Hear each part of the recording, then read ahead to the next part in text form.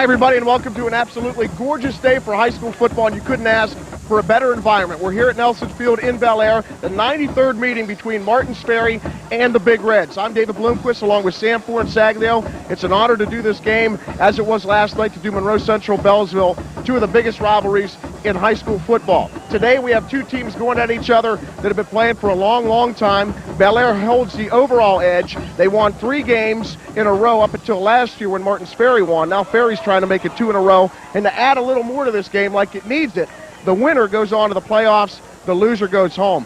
What are both teams feeling in a big rivalry like this right now? Well, first you could talk about the coaches. They didn't sleep last night. They're sitting out there, and you just watch them right now. Their stomach is curling, and their chest is hurting, their stomach is hurting, and everything that could possibly happen on the field is going through their heads. The kids just about the same thing. This is what they live for. If you know the older kids that played in this game, that's what they talk about the rest of their life. What happened? Who won the football game? A lot of former players for Bellaire and Martin's Ferry currently at this game. We expect a crowd of around 10,000 people. Now you're going to see two very athletic quarterbacks today. Materkoski for Bellaire can throw and run with the best of them. So can Bruney for Martin's Ferry. What does that do to a defense when you have to guard against a quarterback that can run and throw? Well, as you mentioned, they both can run and pass, and that puts tremendous stress on the defense, because if you have a pass defense, they break you with the run. If you have a run defense, they break you with the pass. So the team that adjusts that and is more successful today is going to win the football game. Very good point, Dave. A lot of good skill position players on the field. Spencer and Lekanudos, Hibbits, 3 wideouts for Bellaire, and of course Martin's Ferry has that dynamic backfield of Tony Collette and Jay Wallace, 2 guys who run 4-4, 4-5s and can break it at any moment. This is going to be a dandy. We can't wait to get started. We're going to go to a break. When we come back, the opening kickoff, 93rd meeting, Martin's Ferry, Bellaire.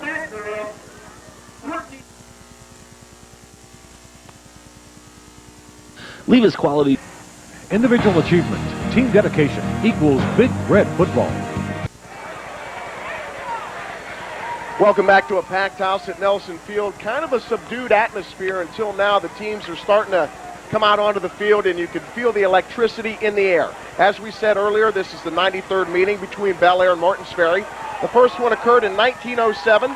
Then there wasn't another game until 1910, and oddly enough, they played 2 of them, with Martin's Ferry winning the first one 18-0, then Bellaire beating Ferry 11-0. The Big Reds coming out onto the field with a record of 7-2. If they win, they go to the playoffs in Division 4. Martin's Ferry goes home. Same thing for the Purple Riders. If they win, they go to the postseason. Bellaire goes home. Overall, in this series, Bellaire leads 49 wins, 37 losses, 7 ties.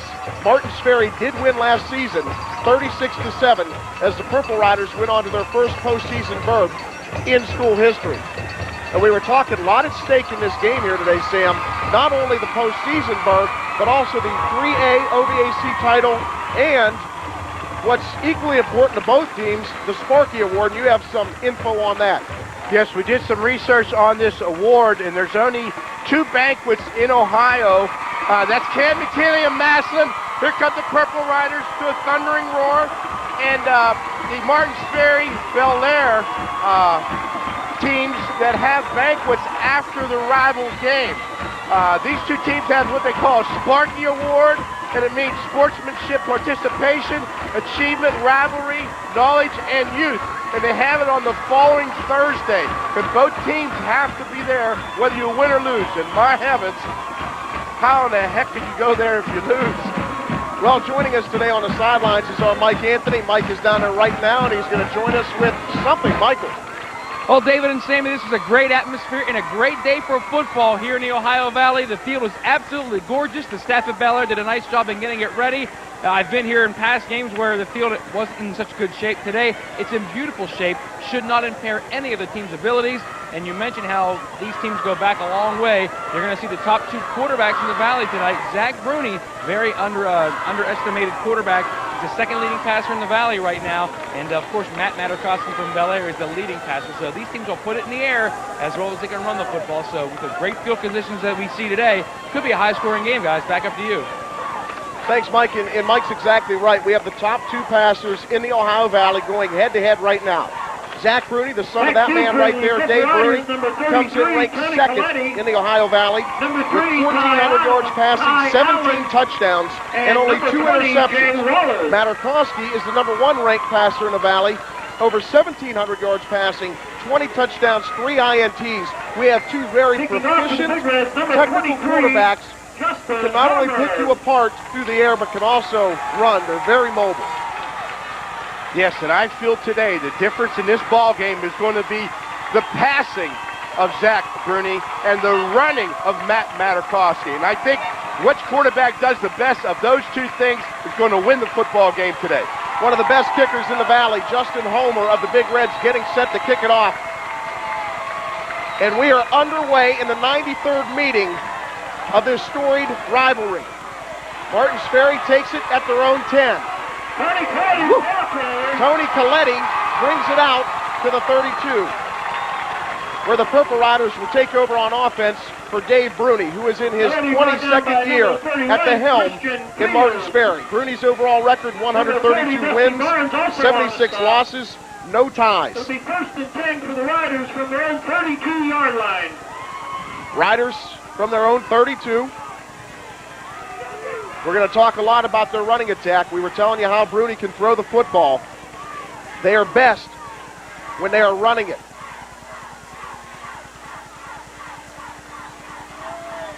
Jay Wallace gets the first carry, and he breaks it right up the gut. Jay Wallace to midfield before being tackled by Drew Spencer. Jay Wallace is a guy that if he gets a crack at daylight, he's going to go. He has 4.4 speed. Numerous Division I colleges looking at Jay Wallace.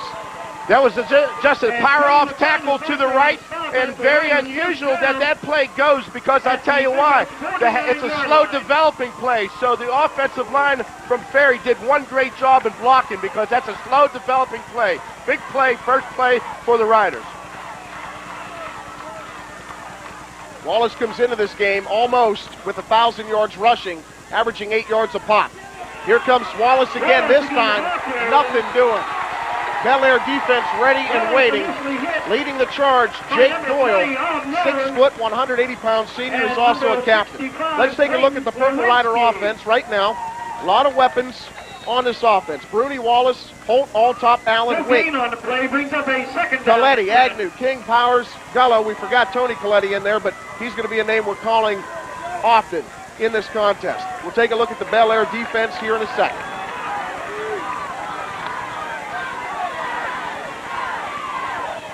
Second down and 11. There's Tony Collette right there, and he gets 5. Brought down by number 28. That was Martins Ferry's famous handback trap. It's one of Coach Bruney's favorite plays, and Collette picks up a big 5 yards. 3rd and about 6. Bellaire defense set like this. Lekanudos, Tobin, Sulek, Doyle, Peters, and Mamie. D-backs and linebackers, Nolan, Hibbits, Spencer, Marling, and Haynes. A lot of team quickness. Coach Bruney was worried about Bellaire's quickness on defense, specifically in the secondary, with Lekanudos, Hibbits, and Drew Spencer. 3rd down and 6. Bruney looking down the middle of the field, had a receiver open for a first down, but Ty Allen couldn't hold on. Pass was just a little bit behind Ty, but it was catchable. And probably you're going to see a little bit of nerves in this first quarter, and probably we can attribute that. But it was a very catchable pass. Allen comes into the contest with 18 receptions, 458 yards, 7 touchdowns. He averages 25 yards a pop. That's amazing. That is fantastic. That's called big play potential, without a doubt. All Speaking these of big play potential, Drew Spencer, number 8 for the Big Reds, set to receive the punt from Tony Collette. Spencer takes it at his 10. Wiggling, dancing before he's taken down at the 8. Greg Ware down on special teams, along with David Cornett. Outstanding coverage by the Purple Riders. One thing about these two football teams, there's the replay, as you can see, a pretty good blanket across the field, and Spence had nowhere to go. One thing about these teams, you're not going to find no part of the game, running, passing, blocking, defense, special teams, weak at all. Materkoski under center. Tries to run it up the gut. And there's nothing there. Big J. Agnew from Martin's Ferry stops that in its tracks. How about that? A little bit of twist already defensively. The Purple Riders was in a 5-man line. Okay? And there's Big Agnew. Outstanding play. Came off of his block and made a stick, boy. Jay is 6'3", 285.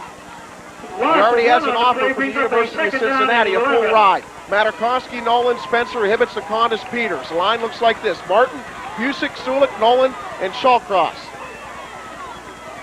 They lost one, second down. Materkoski looking for Hibbits, and Frankie Hibbits incomplete. Materkoski's pass. He is the backbone of this Bellaire team. For number 12, Frankie Hibbits. Not the biggest guy, but as far as tenacity, heart, and talent goes, there's not many better, if there are any. This is what you call a 3-step fade, and I found that hard to believe that Zach Bruney went up there and got in a bump and run situation on a much taller receiver. But that's what you're going to see today. You're going to see challenges on both sides of the field. And once again, Ferry's in a 5-man line. They're breaking their 4-4 look. Third down and 11 from their own 8. Materkoski looking to run, drops it to Hibbits, and Frankie has a first down out to the 32-yard line. Let's take a look at that Martin's Ferry defense. Hibbits brought down by number 5, Zach Bruney. Wink, Agnew, Holmes, Riesbeck, Collette, and Ware. Picked up for 20 yards on the play, brings up the Backfield. 10. Defensive backfield. We'll get to in a second. Inside handoff. Roger Peters gets a couple on first down. Something new there. Bellaire went to a no huddle. They just went right to the ball. There they are again. They're going right up to the ball, not huddling, maybe causing some confusion in the defensive calls of the Purple Riders. Holt, Collette, Bruney, Wallace, and Allen round out that defense for the Riders. Second down 6, and we have Longley on the field. You know, Materkoski, we gave you his numbers. Almost 800 yards passing, 20 touchdowns, only 3 interceptions. But he can hurt you even more by running the football. His improvisation, you know, just like the last play when he hit Hibbits there. That's how Bellaire has to win this game today. I am thoroughly convinced it's what he does when he improvises.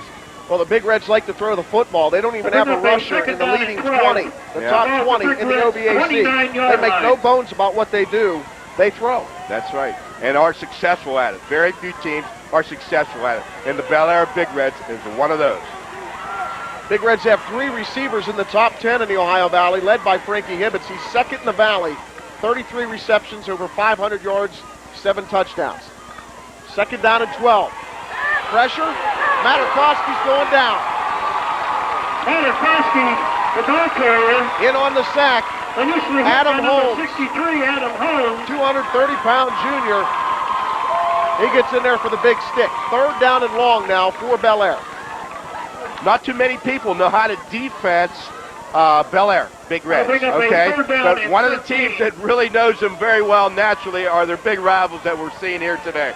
And if anyone can shut out this offense, it's going to be the Purple Rider defense. Great job by Holmes. He fought off a block, got in there, and laid Materkoski out. And now the Big Reds face a third down and 13. Hibbits in motion. Materkoski in trouble again, and he's going to go down again. Another spectacular play on defense, that time by Randall Riesbeck. As a defensive end, Sam, you tell your kids, keep containment. Don't let the quarterback get to the outside, and Riesbeck did just that. Just a fantastic job by Randy. He kept Matt inside, and watch Matt trying to get outside on this replay. He's running. Randy says, not this time. Randy's big, long, and lanky, and he's got deceptive speed. Tony Lekanudos back to punt for the Big Reds. Collette and Zach Bruney waiting on it, and they're going to let it bounce out of bounds at the 46-yard line. Good field position, and that's how you got to play a big football game like this, with field position, especially in the first quarter when both kids are nervous. 6:23 to go, first quarter, scoreless game. Let's go down to Mike Anthony. Hey, David and Sammy, we've seen both teams' bread and butter. Martins Ferry coming out running the football with Jay Wallace.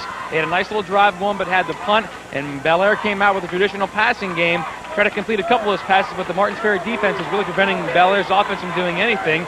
We've seen each series. Now we'll see what Martins Ferry does right here, guys. Back up to you. First down and 10 from their 46. Wallace And off Wallace.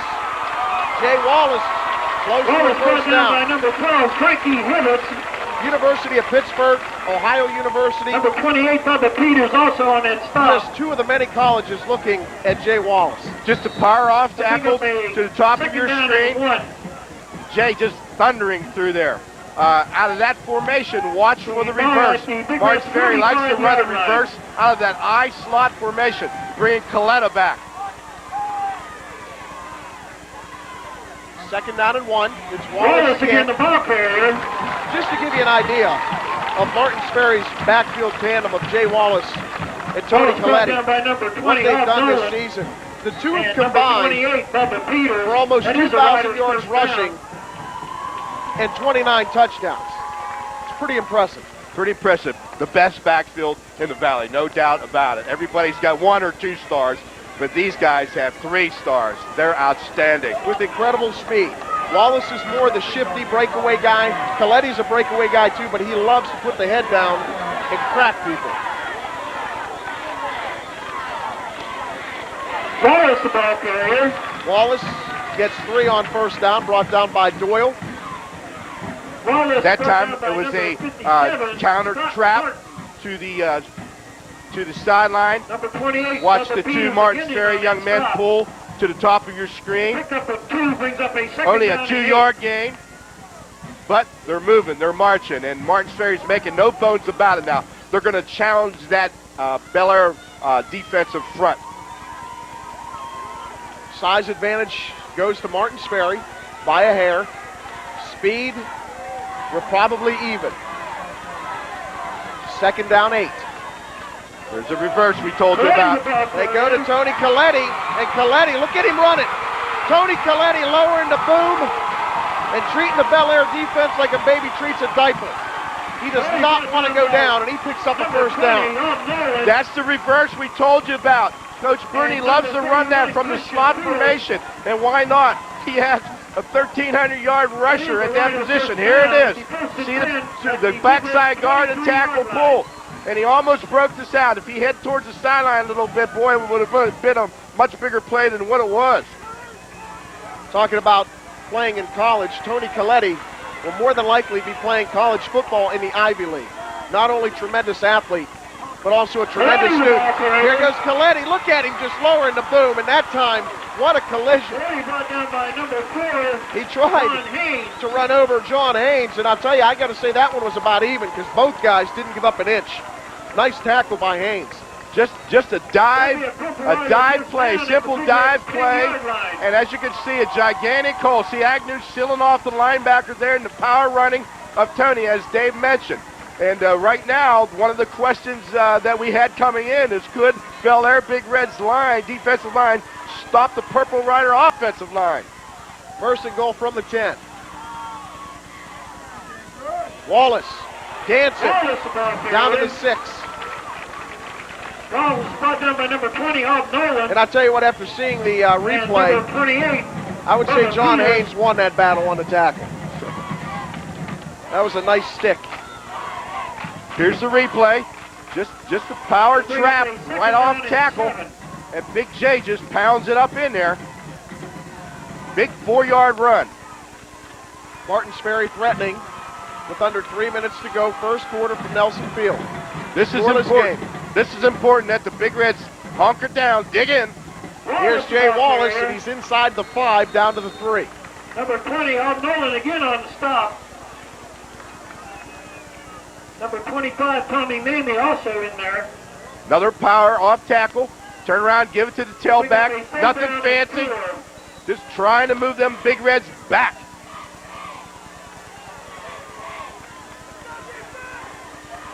Third and 4. You see Ob Nolan fired up for the Big Reds. Roger Peters fired up. trying not to let the Purple Riders in. 3rd down and goal from the 4. Collette. Colette's about there.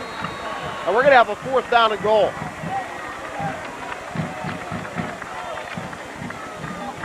That time, Ferry had a power eye to the right, and everybody expected them to run to the bottom of your screen, but they go to the top of your screen to Agnew. It's a slow developing play, but most of the time it's successful because it catches everybody by surprise. And up on their feet is everybody, 10,000 in this stadium. 4th down and goal from the 3. Everybody is standing. And Bellaire just jumped. So it's going to be 4th and goal from the 1.5.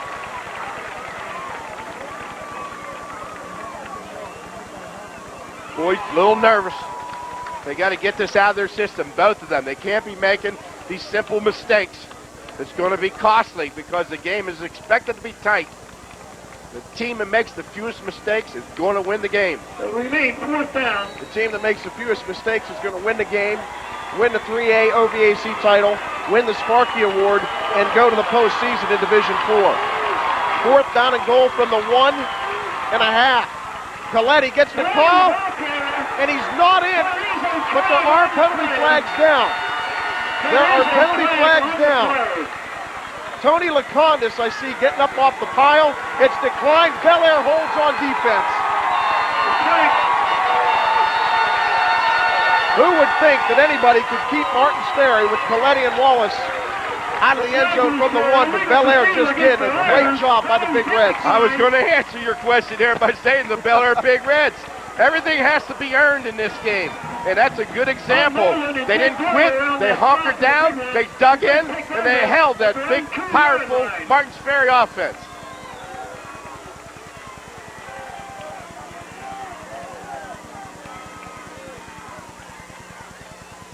Bellaire now trying to run it out of the end zone. Is it a safety? It is a safety. Ferry gets 2 points out of tackling the running back in the end zone. I think what happened was, we'll have to take a look at the replay. The Purple Riders got in a 7-diamond defense, something that they hardly ever run. At least we've never seen them in it. And I think that threw off the, yes, this is a 7-diamond defense. All the offensive linemen are covered. And somebody makes a great play coming down from the top of your screen. He's submarine low, and we couldn't see the number. Maybe if we could look at it again, we might be able to pick it out. Comes from the left tackle position. That might have been Holmes.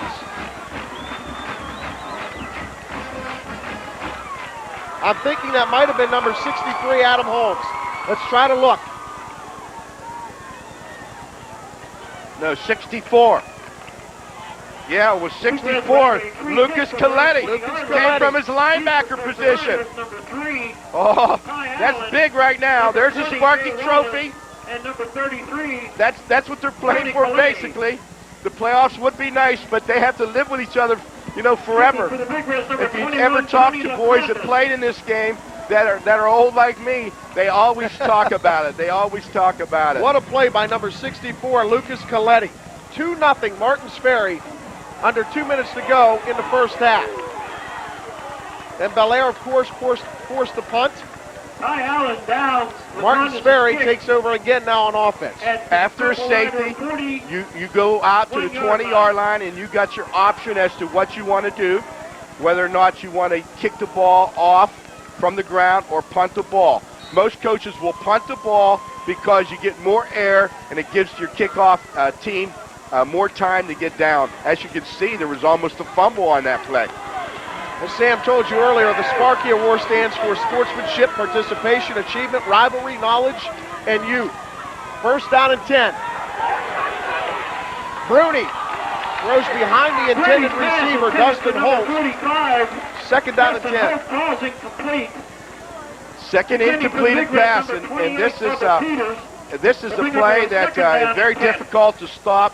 This is their counter bootleg pass, and the pass is thrown just a little bit behind Holt. He had a lot of running room. He was wide open.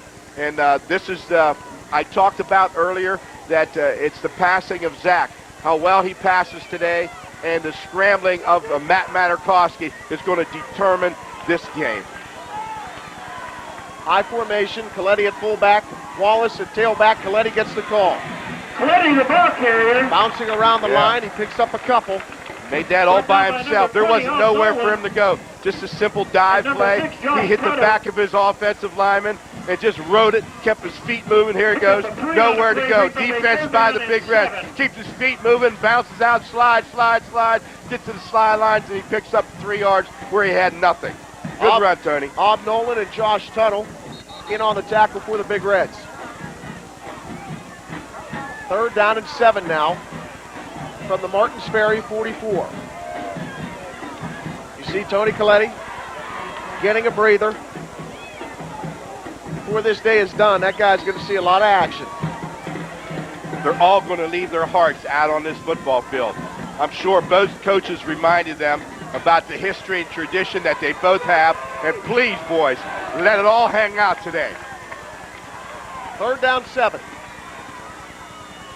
Bruney under pressure, and Bruney's going down. I'll tell you what, it looked like Nolan was shot out of a cannon that time. Number 20 came flying in, and he's going to force Martins Ferry to punt. 3rd down. They fake. It's very unusual to fake on 3rd and long. And Coach Bruney elected to fake a play action, and that gave the defense extra time to put on a hard rush. If they're blitzing when you're faking, you're not going to get the pass off.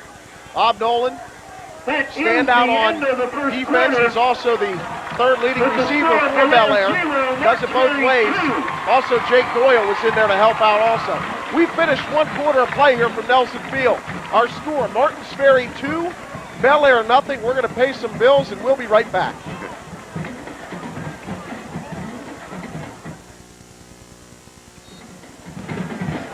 Talk about a great coach. There's John Magistro up Bellaire. He's in his 17th season, 121 wins, 50 losses, 2 trips to the state championship year in and year out.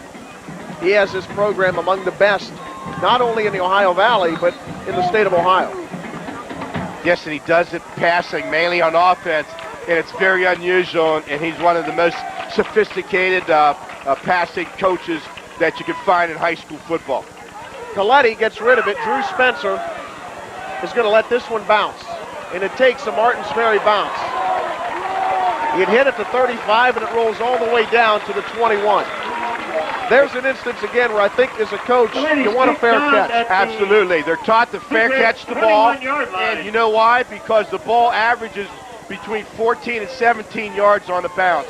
So every time you let that ball bounce on a punt, you're going to lose 14 to 17 yards unless you get one of them bounce backs. So that's why the boys are always taught to fair catch the ball. 7, 10, yeah, you're right, about 15 yards. I'm not right. Woody Hayes. Those are another Woody Hayes rules. 1st and 10 from the 21. Inside handoff. Doesn't get too much. Peters, the ball carrier. You didn't fair catch the ball for Woody. He sat down. Lucas Collette. Roger Peters on the carry, tackle by Collette. 2nd down, 10. Here's the replay. No gain on the play, brings up a 2nd and 10. Quick trap. Collette making another hard charge, him and Holt. And one thing, this is the 2nd Martins Ferry game we've done. Or is it the 3rd? I can't remember. Either way, Martins Ferry's defensive line is very quick and athletic with Collette, Holt, and Holmes. These guys are quick. They shoot the gaps. And if they make a mistake, they usually make up for it. This time, how in the world did Materkoski get that off? I do not know. But I think Frankie Hibbits probably wished he didn't because he just got killed. He did save some yardage, though, because they did have Matt for about a 7 or 8 yard loss. Watch 2. They sent 2 outside linebackers. They moved Collette out, rush him, and also bring Collette. So they were making sure they was getting to Matt. That's what you call all-out blitz. They're sending everybody, and you better not complete the pass. It would probably be a touchdown, but you don't have any time. What they try to do is send more people than what you're blocking. Got to give credit to Matt Materkoski to just getting rid of that football. He's going for Drew Spencer deep. Spencer has it, and Martins Ferry has a first down, or Bellaire has a first down on 3rd and 8. Nice catch by Drew Spencer on a perfectly thrown football by Matt Materkoski. Bellaire loves this play, and it gets them out of a lot of hot water. And it was an excellent call by Coach Magistro, three-stepper. Anytime you get pressure, as a coach, you go to a three-step or a five-step drop where you can get rid of the ball. That's just what they did. They threw it up, and Spence made a great catch, a great pass by Matt on that one. 41-yard line.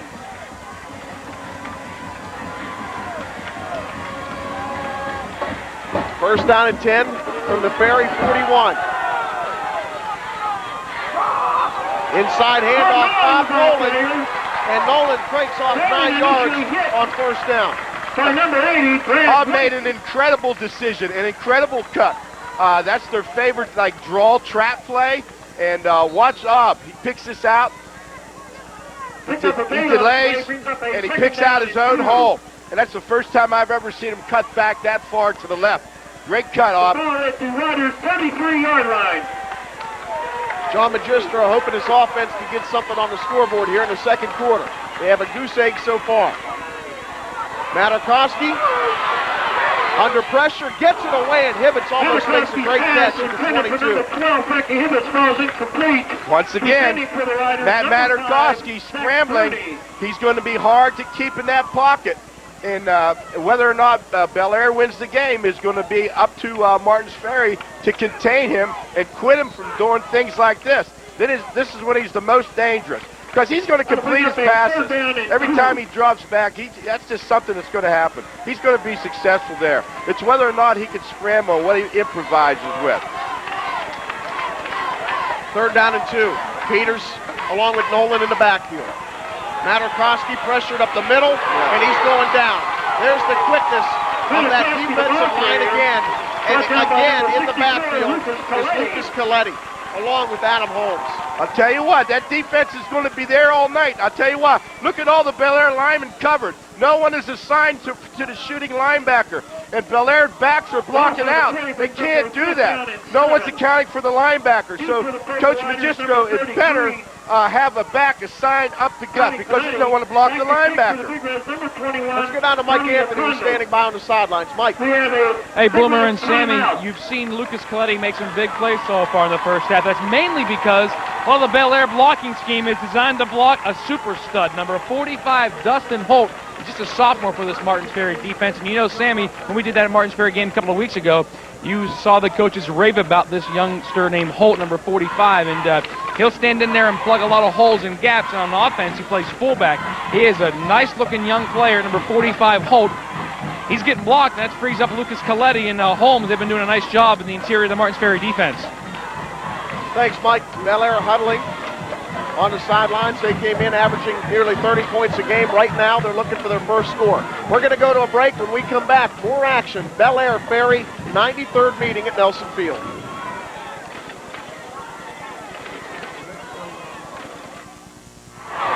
Fourth down and 7. Bellaire going for it. Materkoski looking deep. He has Spencer, and knocked away at the last second by Ty Allen at the goal line. And you see the respect for these two teams. Zach Bruney helping up Drew Spencer. What a fantastic play by Ty Allen. It's a long pass to Spencer, doing like a Z out or a corner route. Matt just let it fly. And watch Ty Allen. He makes a fantastic play. He's given up about 4 inches in height. And along with that, a great jump by Spencer. What a great play by Ty Allen. Allen's 5'10", Spencer 6'3". Martins Ferry takes over offensively, and they're going right to Jay Wallace. Wallace fighting for some tough yardage. Nolan brings him down after a gain of 2 on what seemed like a run of about 20 yards. It just seems like the tempo's picking up now on both sides. I think they got that first quarter out of them, and it just seems like they were both in slow motion the first quarter. But the last several plays, it looks like, man, we got this thing on fast, quick action here. Fast forward. There's the replay. Jay Wallace did all that by himself. Broke 2-3 tackles. Outstanding run. Bruney 5-yard game. 2nd and 5. Wallace again the ball carrier. Back to Wallace, breaks a tackle. Jay Wallace has 15 yards and a first down before being crushed by Jake Doyle. Number 52. Tell you what we're seeing now is watch how many men Bellaire had on the line of scrimmage. they're just about conceding it. We're going to have to bring out more people to stop this big offensive Martins Ferry line. They're taking Jay out for a breather now. Watch, look how many, 1, 2, 3, 4, 5, 6, 7, 8, 9-man line trying to stop that forward wall now from just running the football down their throat. John Haynes also in on the tackle. Wallace broke 3 tackles on that run. Now they go to Tony Collette, and Collette gets 6. One thing about these Martins Ferry backs, they do not go down on initial contact. I mean, almost on every run, they're like a ping pong ball, and they're bouncing off defenders, and you better wrap your arms or you're not going to take them down. 3 brings up a 2nd down and 7. That's because they got Dave Bruney as a coach. He tells them, if you don't feel your teeth biting down through that mouthpiece, don't you fall down and come back to my sideline. Holt in for Wallace, who's still getting a breather on the sidelines. Collette now at tailback on 2nd down and 7. Bruney's going to run it, and he has a lot of room. First down for Zach Bruney, all the way down to the Bellaire 25. Great call by Coach Bruney. It's inevitable once again. Once they break the line, they're sending the 8, 9 people at Martins Ferry trying to stop the powerful running, and this is going to be a big play all day. The play action pass, and Zach Bruney keeping the ball after he fakes to one of them big backs. Of course, when All-State quarterback Fred Ray graduated last season, everybody thought, well, who's going to be Martins Ferry's quarterback? Why not Zach Bruney? He's only been around the program since he was in diapers. I think he probably knows the program, the play calling, the techniques better than anybody. And he's proven it this year, his first year as a starter, and he's the top quarterback in the Valley. Actually, second passing, but one of the top all-around performers in the Valley. Procedure against the Riders. Well, I watched Zach grow up. Every year when I was at Indian Creek, we would pass scrimmage against Martins Ferry, and I would scold David a little bit about not giving Zach more playing time, because I thought, coaches try not to be prejudiced towards their own son, but they end up being reverse prejudice against him. But I thought Zach should have played a lot more, because I didn't think there was that much difference between Zach and Freddie. Freddie brought down by number 28, Roger Peters. Collette tried to get a couple. Roger Peters brings him down. He's getting up slow, too. That's one of their big guns. They can't afford to lose Tony. Pick up a 1 on a play, brings up a 2nd and 14. What we're seeing now is offenses starting to dominate the defenses. And both teams moving the ball up and down the field on each other. It's coming down to 4th downs, it looks like.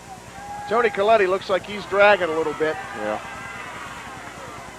2nd down, 14. Bruney rolling to his right. A lot of pressure, and Bruney's going down thanks to Nolan. And that's going to be a big, big loss of 15 yards. If he could have just gotten one more step, Dave, he had Dustin Holt wide open in the flat. Nobody was covering him. It would have been a big first down plus gain. See if you can see Dustin slip out in the flat here. He's wide open. Yeah.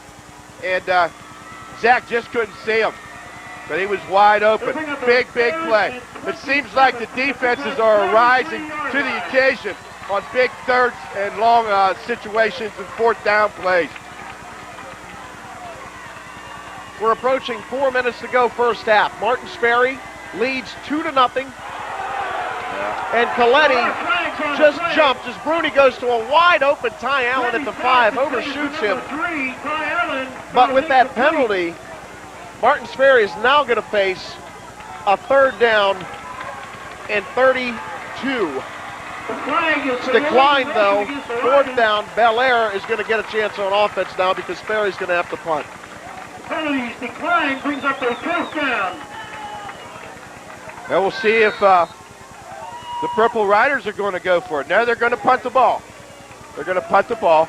The rule is in close games like this and big games is field position. That's the key, and you want to put Matt Materkoski as far away from his goal line as possible. Make him drive the whole length of the field. Again, to punt for the Purple Riders, number 33. Hibbits, Drew Spencer, back deep for Bellaire. Collette going to punt it away. Drew Spencer's going to fair catch this at the 17-yard line. Spencer signals a fair catch. So with 4:28 to go here first half, Bellaire gets another crack on offense. I like what Coach Magistro's doing on when he's on punt defense. He's trying to block the punt with half of his line, and he's setting up a wall with the other half of his line, a return wall. And I always felt that was a very intelligent thing to do. They're not huddling. They're coming up on that ball quick. Look like they're trying to play the fatigue factor maybe here. Nolan, the ball carrier. Hand off to Nolan, and he's not going to get much. Nolan brought down by number 64, Holt, Lucas Collette, and a couple of other guys in there on the tackle. Randall Riesbeck also. Watch Lucas Collette finally come and put the icing on the cake here. See, Lucas, I'll tell you what, he's having a fantastic game right now, and Bellaire's going to have to get to him. I think he's really hurting their running game in particular. On 2nd and 9, Materkoski looking for Spencer, and he has Spencer at midfield. It's a foot race now. Drew Spencer is going to go all the way in. 85-yard touchdown for the Big Reds.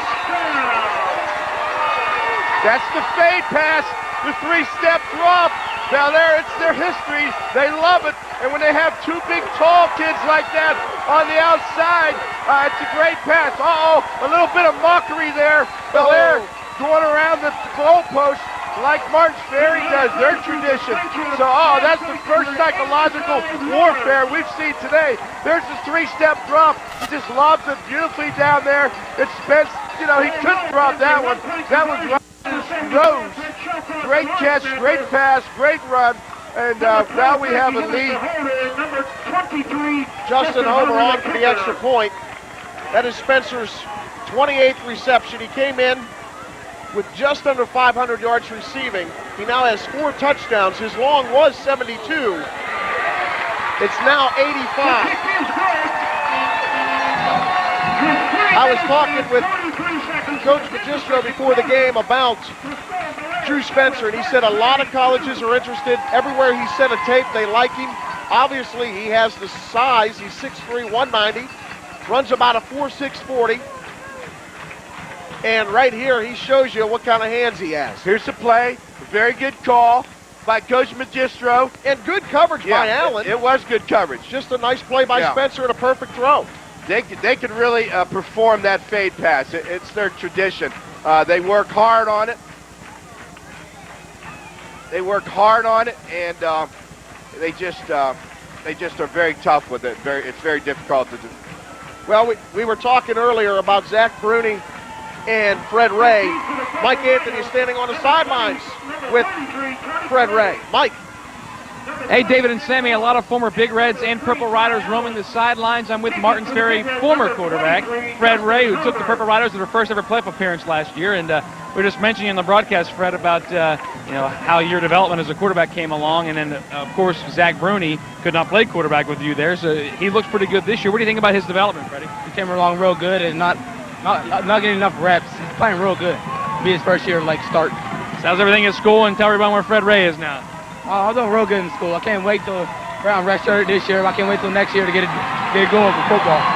Long way to go here. Your Riders are down 7-2. Hey, that's all right. I know they'll come back. It ain't no comeback. All right, Freddie Ray, good to visit with you down here on the sidelines. David and Sam, back to you, and I'm glad to see no face paint today out of you two. Collette takes it at his goal line. Turns it upfield, and Martins Ferry is going to take over at their 18 with 3:38 to go. Good field position now by the Bellaire Big Reds. Ball bat on the 18-yard line. Field position, field position, field position. Here's the return by Tony. He thought the ball was going in the end zone, and it took a backward bounce, and he made a good decision. He actually picked up about 18 yards on that one, where that ball would have been down on the 1 or 2 yard line. 3 minutes, 30 seconds to go. First half.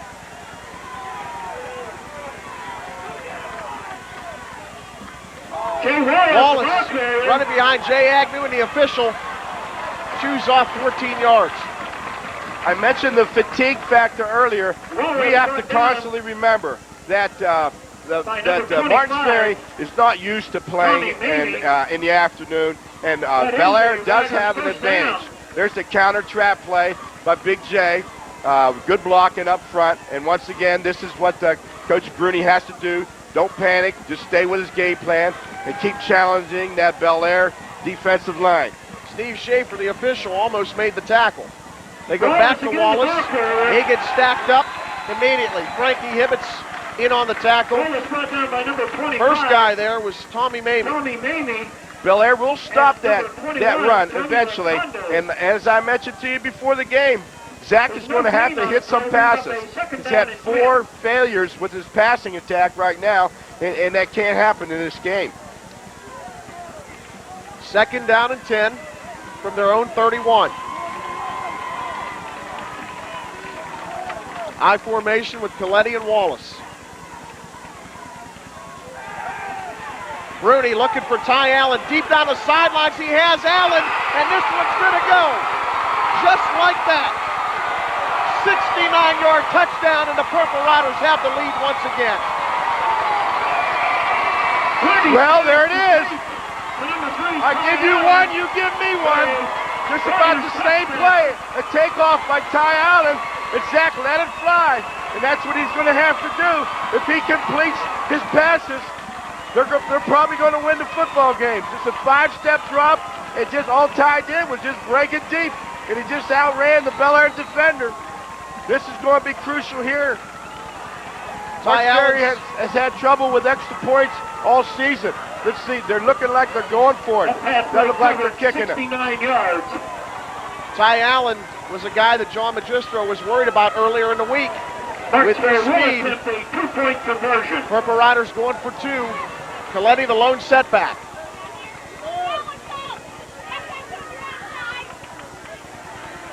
Bruney looking, end zone, incomplete. He wanted Jeff Aldrop, he doesn't get him. So Martins Ferry is going to have to settle for an 8-7 lead. Actually, what Coach Bruney was thinking about there was go for 2, make the score 10, and have a homer for Bellaire have to kick a field goal. Beautiful pass by Zach Bruney on that 69-yard touchdown to Ty Allen, who just separated himself from the defender. That was a picture of Shotgun Wallace, Jay Wallace's father, great basketball player. Here it is again. Puts a lot of air under it, and right on the mark, full stride. Both teams have outstanding receivers, and we may be seeing a lot of this. Nothing will be a surprise to us today with all the receivers. And you know what?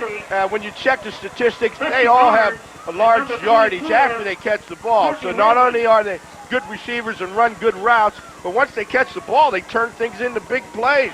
And gee, we're seeing a lot of talent out there today. That's Allen's 8th touchdown. He came in averaging 25 yards reception, and a 69-yard touchdown reception is definitely going to up that average a little bit.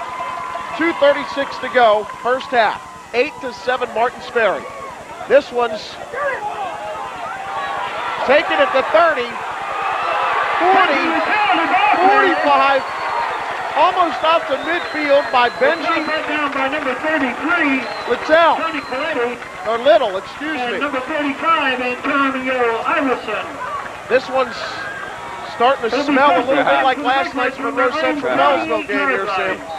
Yeah, I think the boys are loosening up there. Well, look at the power running by Little there. Boy, you see that so many times, Dave, when the ball is, picked up kind of late. The defensive return team. Flip it out to Lekanudos. Materkoski's pass complete. And he tosses it to Nolan, little hook and ladder, and it gains 6. Lateral to Nolan, number 20. You know, one thing I noticed when Bellaire was on defense and Martins Ferry was on offense, we've got a really good matchup down there between Jay Agnew and Tony Lekanudos. Jay Agnew is going to play Division I football somewhere. Tony Lekanudos, according to John Magistro, could be a very good defensive end in college football somewhere. So that's an interesting battle as far as the offensive and defensive lines go. we've seen Lekanudos a couple times this year, and every time we've seen him, you're right, he is an outstanding football player, and he will play D1 football, I'm sure. He's 6'5", 200 pounds, and he's a rail. Yeah. You know, he lifts hard according to John Magistro, but if he gets into a program that feeds him and gets him going on the weights really good, he can easily pack on another 40 pounds. From the shotgun, Materkoski on 2nd and 7. Well, going deep for Spencer, and he has him again, but overshoots him. Materkoski's pass intended for Drew number Spencer 8. had a step Drew on Spencer Ty pass Allen. incomplete. Intending for the Riders, number 3, Ty Allen. Here it is, just another fade route, and it looks like Bellaire. Of course, this is what they do every game. It's not like they're just picking on the Martins Ferry cornerman, but he just airs it out, and it's just a go route, or what they call fade route. Left in the second quarter. Boy, if he hits that one, that's another 6 up there. But what you might see is now they're double covering the wide outs. 3rd down 7. Materkoski flips it out to Peters. Materkoski's pass complete to number 28, Bubba Peters. Peters gets taken down short of a first down by Randall He's Riesbeck. brought down by number 81, And Adam Ron Holmes. Wilson. And number 33, Also in there was Ron Tony Wilson. Collette. That's one of the nice finesse plays that Coach Magistro has. Matt will drop back, he'll read the defense, and if he doesn't have a hook route, he'll throw the flare pass like he did there. And the Martins Ferry guys did a great job. Look at the pursuit. They covered the hook first, and then they let them throw that flare pass, and they come up and cover it. A good defense by the outside linebackers from Martins Ferry. Minute 22 to go, first half. Martins Ferry up 8-7. Once again, the winner goes on to the Division IV playoffs. The loser goes home. On the season thus far as looking at what the teams have done, who they've played, I'll go over their schedules in a second. But first, we got to go down to Mike Anthony. Oh, hey, David and Sammy, I got the shotgun down here. Shotgun Wallace, Jay Wallace's father. Pretty interesting game here. A couple of big plays back and forth there for both teams. Yeah, this is really interesting. I thought down there on the goal line, he should at least took one play outside, because it was kind of hard to stop. Jay and Tony went outside with 2 yards to go speed. They put Bellaire down there, and that's got the safety. So what do you think for the second half? Well, I think Ferry needs to open up a little bit more with the pass, and now open the run up Here we go. better with Tony and Jay. It's very interesting. Good game. Good game. All right, Shotgun, thanks a lot, David. Sammy, back to you. Here we go, 4th down and 3. Materkoski looking for Spencer. Broken up by Ty Allen. Materkoski's pass intended for number 8, Drew Spencer. And Martins Ferry takes over Defending on for offense number with a 20, minute 17 to Ty go. Allen. Boy, if Ty got that one, he'd been off to the races. But Spencer did a good thing here, as you can see. He knew that ball wasn't going to get in there, and he turned into a defensive player. And if it wasn't for Spencer, that would have been a big one, and Ty would have been flying down the field. I don't know if he'd have scored, but he came close. 1st and 10 from their 44. Lekanudos looks like he's coming on an outside blitz, and he does, but Agnew picks him up. Bernie's pass complete to number 9, Jeff Altop. Altop on the reception, gains 2. Altop brought down by number Martins 12, Ferry Frankie. started off their season with a 52-0 win number at 8, Drew Cambridge. Spencer. Then they lost to Wheelersburg 21-6. Then they reeled off consecutive wins over Steubenville Central, We have Union a Local, Martins St. Ferry Clairsville, timeout. River, Fairport Harbor, Wellsville, and Weirton. The Purple Riders come in averaging 44 points a game. They've scored over 50 4 times this season. Bellaire, on the other hand, opened their season with a win, 32-7 over Indian Creek, which probably makes Sam kind of happy. Then they actually lost to John Marshall 21-19. Then they beat Park 19-3, St. Clairsville 25-8, Cambridge 37-21, Steubenville Central 54-14, Union Local 28-12. Then Bellaire lost to Brook 31-14. Then they beat the Canadian team. Big Reds currently sit at 7-2, averaging close to 30 points a game.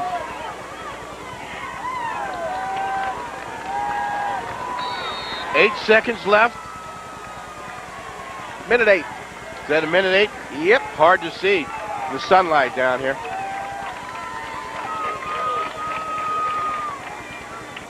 Wallace gets a carry on the ground, and Wallace is at the 40, the 30, it's a foot race, 20, 10, Jay Wallace, no signal, out at the 2-yard line. And that time, Jay Wallace just turned on the burners. And when he turns them on, those flames come out at 4.4 seconds. That was a counter trap that time, and Tony picked up the trap, and off he went. Jay, I'm sorry, and made a fantastic run. Boy, that was close down there on that goal line. John Haynes got a hand on him at the last second and pushed him out. First and goal from the 1. Collette gets into the end zone for his 17th rushing touchdown of the season.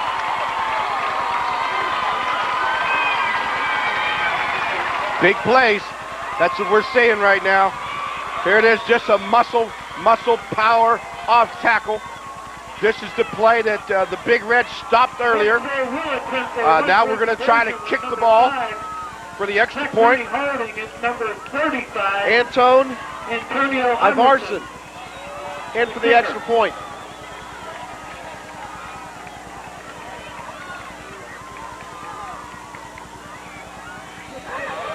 And he puts it right down the middle. The kick is good. With 51 seconds left in the second quarter. So Martin's Ferry is up 15-7. Bellaire 7. Here's the replay on the great run. Watch the trap block by the Martin's Ferry lineman. And there goes Jay, makes a great cut. Just outruns the secondary. And let's see if he steps out. Very hard to see. Boy, that was really close. Hibbits and Haynes at the last second forced Wallace out at the 1. And Collette gets in for the touchdown. Martin's Ferry opened up the scoring with a safety at 1:16 to go in the first quarter to lead this game 2-0. Bellaire came back in the second quarter with 3 minutes and 43 seconds to go on an 85-yard touchdown pass from Materkoski to Spencer. Then Martin's Ferry answers a minute later with a 69-yard touchdown from Zach Bruney to Ty Allen. Put Martin's Ferry on top 8-7. Then Collette just goes in from 1 yard out. Extra point good, and we have a 15-7 ball game.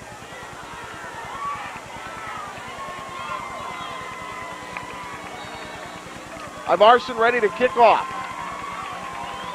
Haynes back deep for Bellaire. There are flags on the play. Big Reds took it at their own 15. Courtney Redmond, but penalty flags down. Martin's Ferry had to be offside. The kickoff team. That's what it was. Quite experienced referee crew. Jack Preeman, Tom Bechtel, Steve Schaefer, Dave Clutter, Willie Merriman. It's like the Hall of Fame of officials out there. Now look at Purdyman right there. He's not loosening up yet. The guy's what, 6'2", probably 240, got guns on him. And out at Barnesville, a little 10-pound dog wanders out on the field. Yeah, no guts. Goes to the bathroom, and that guy won't even pick it up to get rid of it. I said, Jack, why didn't you pick that dog up? He said, Bloomer, that dog looked at me and he had Charlie Manson eyes. And I wasn't touching him. Heck, I used to look at him with Charlie Manson eyes. He wasn't afraid of me. Haynes takes it at the 20. John Haynes about there. And he gets to the 26. Only 47 seconds to go, but with the way Bellaire throws the football, that's more than enough time to get into the end zone. And they don't even have to get into the end zone because they have Justin Homer, who's one of the best kickers in the Valley. From their own 31-yard line. He's currently ranked 4th in the OVAC with 30 points. And I feel that Homer may be one of the difference in this ball game. You're absolutely right, Dave. Good tackles that time by Iverson and Gallo. Big contact on the kickoff. Materkoski to the air. Now he's going to tuck and run. He gets out to the 38-yard line, taken down by Riesbeck. Or actually Ron Wilson, excuse me. Pick up a 7, brings up a 2-minute offense being displayed here by the Big Reds. And Martin's Ferry That ball out to Lekanudos, incomplete. I was going to say the Purple Riders were running all over the field because Bellaire caught him off guard right there. Yes, that ball should have been caught. But Zach Bruney put a hard hit on him when the ball was in the air.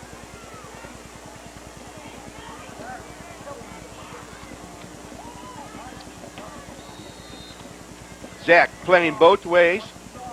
Very difficult to do in a game like this when you have all that responsibility. You know, much part of the offense as he is, and also having to guard a couple of those great wideouts that Bellaire Big Reds have. 3rd down and 3. 20 seconds to go. Materkoski's going to run for the first down. He has it, and he's to midfield. Martin's Ferry in a pass prevent, so the run is there anytime he wants it, and Martin Ferry has given Matt those runs, and just hoping that the clock runs out here before the half. Bellaire just called a timeout. It's the last of the first half with 12 seconds to go, and Martin's Ferry on top 15-7. Look for some kind of maybe a fancy play, maybe another hook and lateral. Bellaire has one of my favorite pass plays where they fake the reverse, and I think they'll probably save that if for a little later time when they fake the reverse and come with a pass off of that. But I don't think that'd be good in this situation when all the Martins Ferry defensive back are playing for the deep pass. What a game, though, we've been seeing so far, Dave. Big plays, game of big plays. Defenses pretty much ruled for about the first 8 minutes. Yeah, the nervousness went out of the boys, and now they're starting to play loose and free and turn up some big plays. We have a safety and 2 touchdowns of over 65 yards. And Wallace's run was right around 55 when he went out at the 1. Materkoski from the shotgun. Down the field, wide open is Tony Lekanudos. Makes the catch, still on his feet. Lekanudos is out of bounds at the 11 with 4 seconds to go. What a great catch. Now Coach Magisto has to make a decision. He's only going to get one play here or turn it over to Homer. It's a tough decision. He's looking back at the bench now. Here comes Homer. Say, woo! What a hit, what a catch. Tony Lekanudos gets the Big Reds down to the 15-yard line. Homer's coming on to attempt a 32-yard field goal. This is big. This is big. This is going to play big, whether he makes it or misses it. Homer has 2 field goals so far this season. Most of his points have come on PATs. 32 yards, Hibbits with the hold. Snap is high, and it's a fake. Hibbits tackled, throws it up, knocked down. And I don't know if that was designed or just a high snap. It was a high snap, and Hibbits just went with it. He just went with it, and it was not a play. Yeah. Let's go down to Mike, who's standing by with Coach Dave Bruney. Mike. Well, David, momentarily I'm going to get Coach Bruney, but I'm sure he has some issues to talk about with his team. Although Martins Ferry's leading 15-7, I'm sure they weren't very happy about almost giving Bellaire 3 points there at the end, and I was joking with some of the reporters on the sidelines when Martins Ferry scored a minute ago. There's still some time left in this first half, and Martins Ferry has to be aware of that. And as Martins Ferry comes off the field, I will get Coach Bruney here right now, so let's go to him. Dave, pretty good first half so far. You're up 15-7. A couple of big plays, 2 touchdowns and a safety, so a pretty odd first half. What do you think your odds are right now? Our odds? Yes. We'll play 24 minutes the second half. What about the big play that you guys hit to Allen? Boy, that was an out and up, and he just really separated himself between the defender very late in that pattern there. He's got a lot of speed, and he's got good hands. Bellaire's playing great. These kids are playing great. You know, it's a testament to great kids on both sides. What can we say? Where else would you rather be? Look at this. It's beautiful. Great Saturday for football. Win or lose, there's no losers here today. Dave, thanks for your time. Dave Bruney, Martins Ferry Purple Riders. His team is up 15-7 at halftime, and boy, it is a great day. Back up to you two. Thank you, Mike. We are at halftime, 15-7. Martins Ferry on top, packed house. How many people would you say, Sam? it's hard to say, maybe 9,000, 10,000 people everywhere. It's just hard to tell. All right, well, we're going to take a break here for halftime. When we come back, you can bet that this second half is going to have a lot of fireworks. Ferry up 15-7 in the 93rd meeting.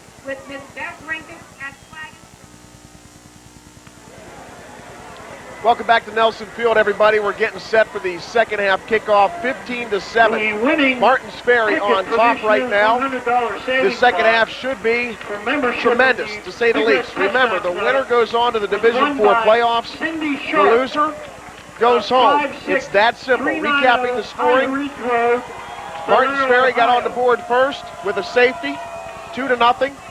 And I'll go over the rest of the scoring, but first, we're going to have to go down to Mike Anthony, who is standing by with John Magistro with his thoughts on the second half of action here in the 93rd meeting. Mike.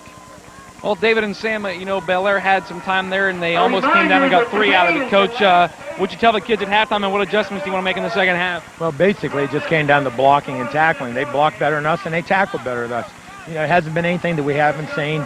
We're not being confused or anything like that. It's just they're coming off the ball a little bit better than us, and there's times we've had a chance to make some plays. We didn't do it, so we got to adjust this half to just making our plays. We've seen your bread and butter. We've seen Materkoski to Spencer on some of those long fades. You hit a couple of them. Are we going to see more of that in the second half? Well, we want to do that, and we want to try to run the football, and that's the thing we got to do. And right now, we're not coming off the ball like we want to, and that's what we stressed that first half. Like your chances right now, 15-7? We always like our chances. All right, John Magistro. Big Red's warming up right here, and actually I've got to get out of here. I'm getting run over down here, Bloomer. Good luck coaching the second half. Sammy, Bloomer? Thanks a lot, Mike. That's a lot of class by John to do that while he was losing. John's got a lot of class, and I know I would have threw Mike right out of my huddle there. If I'm getting beat, I don't want no TV interview, but that's John. He's got a lot of polish, a lot of class. What's your assessment of the first half? Well, as we alluded to before, the first quarter we expected to be tight by both sides, and it was. And then all of a sudden, the second quarter, it just looked like they start going in fast forward. And I look for them to do that the third quarter and fourth quarter, and it's just going to be another exciting game. Beautiful day for high school football here in Bellaire. Maybe too beautiful for the Purple Riders. I see maybe a little bit of, at the end of the second quarter, I saw maybe their conditioning starting to go down playing in this heat. And I don't care what you say, it's just hard to do coming from playing on Friday nights and playing on Saturday afternoons. And I noticed Collette in particular, and the boys that are playing both sides of the football and doing a lot of running. And that's going to be very important here in the second half, is the condition of the Purple Riders. Number 35, Antonio Iverson. We also have to thank at halftime, Sam and I got to eat.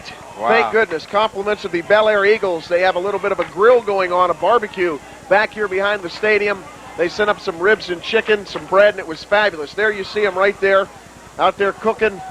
They've got their pit going, their spit. They got everything going. And we definitely want to say hello. There they go. There they go. They're on television. Compliments of the Bellaire Eagles doing a great job out there. And we thank them for the grub, without a doubt. I was recapping the scoring for you real quick. Martin's Ferry on top because of a safety. Then Bellaire struck on an 85-yard touchdown to Drew Spencer from Materkoski. Martin's Ferry comes back. Bruney to Allen, 69 yards. Then Collette, a 1-yard touchdown run. And that's where we're at right now. Bellaire did not do a good job on special teams that time. Joey Mosslander gets tackled, and the Big Reds start off deep in their own territory, inside their 10-yard line. That happens a lot down here playing in the sun, and it's very unusual to see a Bellaire boy have trouble with the sun. But one of the games we played down here, we was teaching our boys how to field, shade their eyes like in baseball from the sun, and the doggone referee called fair catch. You never get a break, do you? And that upset me. First down and 10 from their 9. But that's one of the problems of playing here. Inside handoff, off Nolan on a carry, and if he doesn't trip over his blocker, he might have gotten a couple more. Either way, good gain on first down. Pick up a Just to power up the gut. Second down and 6. They don't run that play too much. It was like a power ISO. And like as you mentioned, and boy, if Obb didn't trip there, he might have a big gainer. That's my man, Obb. Bob Nolan again, the ball carrier. Bob Nolan again on the carry, gets a couple. Looks like Bellaire's coming out and going to try to get physical right off the bat with the Purple Riders. Yeah, two surprise plays. Same play, they come back with it. Power ISO. And I'll tell you what hurt Martin's Ferry there also. The Bellaire line didn't get down, didn't put their hands down on the ground. And that caught the Purple Rider by surprise also. Now the Big Reds did put their hands on the ground. Materkoski throws behind Peters on third down. Counter bootleg pass. And Bellaire's going to be forced to punt deep in their own territory. We came in telling you that Bellaire likes to throw the football. Nolan is the leading rusher on this team, and he's just under 400 yards. So obviously, by comparison, Martin's Ferry has two guys who combined for almost 2,000. So Bellaire, without a doubt, lives and dies through the air. Tony Lekanudos on to punt it away. Collette standing at midfield for Martin's Ferry. Should come up with good field position here. Nice high punt. kick. Purple Riders signal fair catch, and there you go with that bounce. Don't let it bounce. They still have good field position at their own 42, but they could have had it in Bellaire territory. 14, 17 yards every time. Don't let that ball bounce. They still have good field position, though. 42-yard line.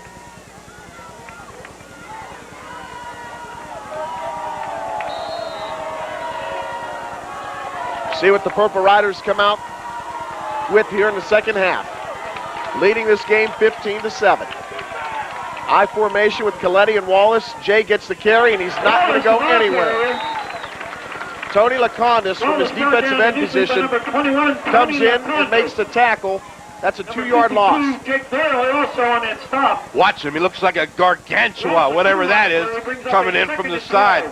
Beautiful tackle. Beautiful penetration by Tony.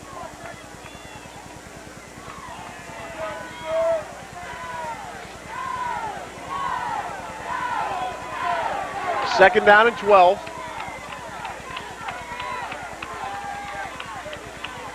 Bruney quickly to Alltop, who gains 5. Coach Bruney trying to divide up the distance. A lot of coaches try to get it all sometimes, and Coach Bruney has done that too, but that time he just decided to throw a little hitch pass out there. Give it to Alltop, see what he can do with it. Maybe break one. Third and about 7 now. Third down play, big play. Tommy Mamie in on the tackle for the Big Reds. Martin's Ferry has to get to the 48. Middle screen to Wallace. He has the first down and a lot more. Jay Wallace is inside the Bellaire 30. Nice hustle by Tony Lekanudos, who came all the way from his defensive line position to make the tackle 30 yards downfield. Here it is, the middle screen. Well executed by Zach and Jay. Good blocking up front, and out around the corner goes Jay. Big play. God, these offenses look sharp this second quarter and third quarter so far, at least the Martin's Ferry offense. Christian Fields also on the tackle for the Big Reds. First down and 10 from the Bellaire 27. Collette gets taken down immediately by Jake Doyle and Tony Lekanudos again. So we didn't call Lekanudos' number too much in the first half in that matchup against Jay Agnew. And so far in the second half, Tony's been in on 3 tackles. Just Tony running power off tackle. Martin's Ferry offensive line just blocking down. Dustin Holt kicking out from his fullback position. Martin's Ferry in 4-down zone now. They could elect to run the ball all 4 times. They're on schedule. Get 2.5 every time you run the ball. You get a first down. Here's that dive formation. That time was a hand-back trap. Coach Bruney loves that play. Once again, as Dave mentioned earlier, the Bellaire defensive line is coming up the field. So when you get a hard charge at defensive line, one of the things you want to do, there's the trap. one of the things you want to do is to trap it and also throw screen pass. And you can see the good coaching on the Martins Ferry side by coming with plays that hurt hard-charging defensive linemen. 3rd down and 6. Dive option. Bruney. Oh, and he gets hammered by Tony Lekanudos. Number 21, Tony Lekanudos. Zach Bruney got laid out, and it looks like Lekanudos hurt himself. Wow, he came out of nowhere, and I don't know if Bruney even knows who hit him. Dive option. Tony was blocked, and he gave ground, and boy, did he accelerate. Woo! What a great tackle. Form tackle. That's just how you're taught to do it, and probably one of the finest tackles we've seen all year. Of course, Josh was at a disadvantage because he was running, laterally, and you got no power when you run laterally. 4th down and 3. They need to get to the 18 of Bellaire. Bruney, quick hitch, out to Ty Allen. Allen turns it up the field, and Allen has his 2nd touchdown of the football game. What an incredible effort by Ty Allen. I didn't expect that. It was just a short little turnout pattern from Zach, and then Ty did the rest all by himself. Effort, effort, effort. All big plays, you have great effort. And Ty Allen sure turned on the effort here. 2-step drop, quick hook. Ty gets the ball, shakes 2 tackles, and great stretching effort to put the ball over the plane of the goal line. Iverson on for the extra point attempt.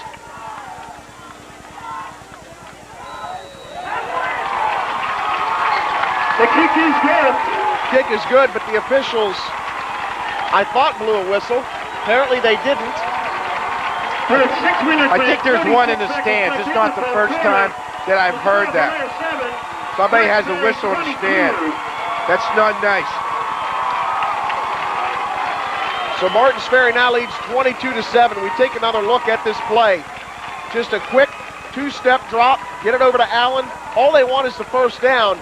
He gets by Fields, breaks 2 tackles. What an effort by Ty Allen. Let's go down to Mike Anthony on the field. Mike.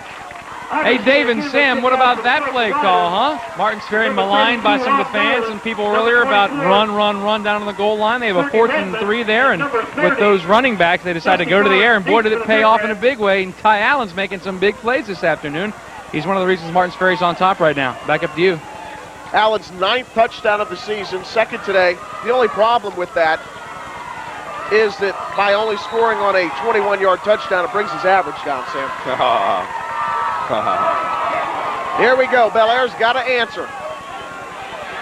Fielded at the 5. And Dusty Barnes comes right up the field out to the 45. If Iverson does not make that tackle, Barnes is gone.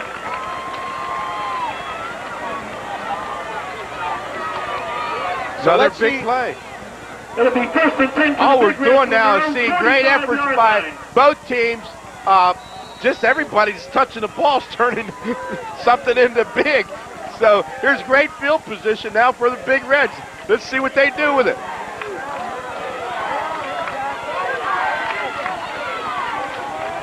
Inside handoff, Nolan. Lucas Collette grabs him around the ankles and doesn't let him get much. Very impressed with the speed and agility of the Martins Ferry defensive line. Nick Redinger. This is a trap. As you can see, the guard pulling to the top of your screen, and greatly played by the white-shirted Purple Riders. They had a defense. Adam Holmes also in there, number 63. Making somebody by the name of John very happy. Materkoski to Hibbits. It's complete. Down to the Martins Ferry 36. 1st down, Big Reds. Defending for the Purple Riders, number 33, Tony Collette. Here it is, just another fade route. They're going to do it all night long as Coach Bruney has his outside receivers coming and playing in a bump and run situation. They're going to take advantage of their taller receivers. They're just going to run it till the cows come home.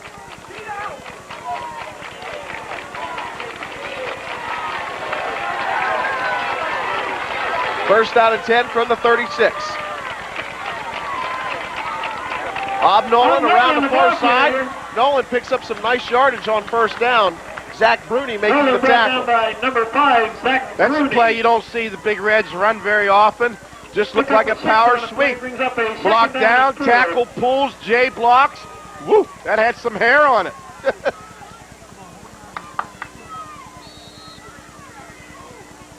5:30 to go here, third quarter, 22-7 Martins Ferry. The offense is taking control. 93rd meeting between these two.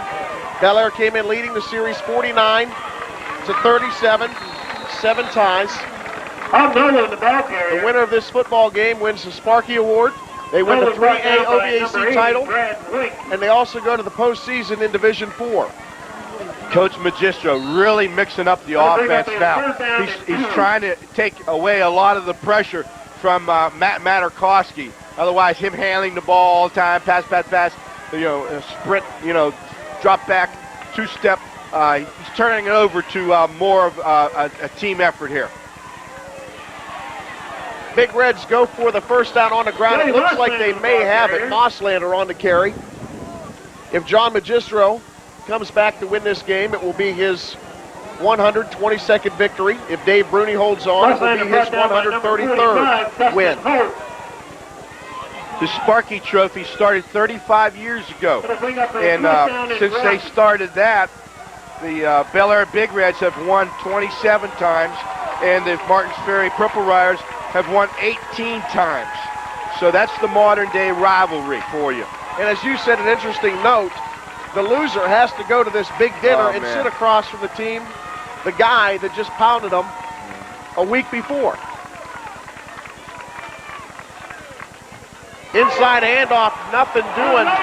Second effort, got him the first down. On second effort, though, on 4th and 1. That's the guy you want the ball. He's the guy with the big heart, and if anybody can bounce off of a Purple Rider wall and make a great effort, here it is. He stopped at the line of scrimmage. Boom! Look at the second effort. Burn, twist, keep the feet moving. Ron Wilson was in there initially with the hit, but he couldn't make the tackle for Coach Bruney, and Bellaire now has a first down. Great effort, Ob. Great effort. Lekanudos and Spencer split wide to the left.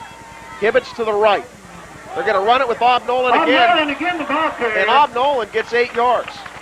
So all of a sudden, Martins Ferry probably down by number 33, defending that pass, and Bellaire exploiting the middle. There you go, David. Good call. You're getting better at this coaching thing here.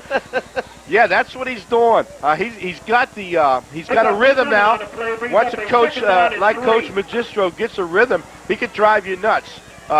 He's got them off balance. When they're thinking pass, he's running the ball, and when they're thinking run, he's passing the ball. Second down and 3. Mosslander. Second effort. It's going to get him 1, maybe 2. I was talking that Bellaire is predominantly a passing team. Nolan, the leading rusher, coming in with 358 yards, 3 touchdowns. His long run was 22 yards. Mosslander also had almost 300 yards coming in. And also for Bellaire, Matt Materkoski, the quarterback, almost 300 yards. So they can get it done on the ground if they want, as they are proving right now, but they prefer to go through the air, which is what they're doing right now, and Materkoski gets sacked. Materkoski brought down by number 35. Holt in there on the sack. Tony Collette was the guy who came on a blitz from the outside and made Materkoski step up in the Holt's There was some kind of mess up there, you see? Yeah. He wasn't ready for the ball. The center or the quarterback, one of them had to make an error there as to when that ball was going to get snapped, because the ball was snapped prematurely, it looked like, and now the Big Reds are going to be calmed down a little bit by their great coach. There was some kind of mess up there. John Magistro, Dave Bruney going to talk it over with the troops. Martins Ferry up 22-7, 1:47 to go, third quarter.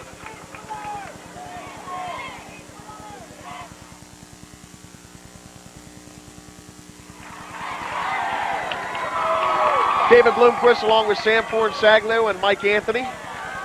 Nelson Field in Bellaire, Martins Ferry, and the Big Reds going at it. 1:47 to go, third quarter, 22-7. Martins Ferry on top. 4th down and 4 from the Ferry. 19. Drew Spencer in motion. Materkoski, heavy pressure, and a big sack by Tony Collette, who comes from the outside untouched. That was monumental. I'll tell you, great call by Coach Bruney.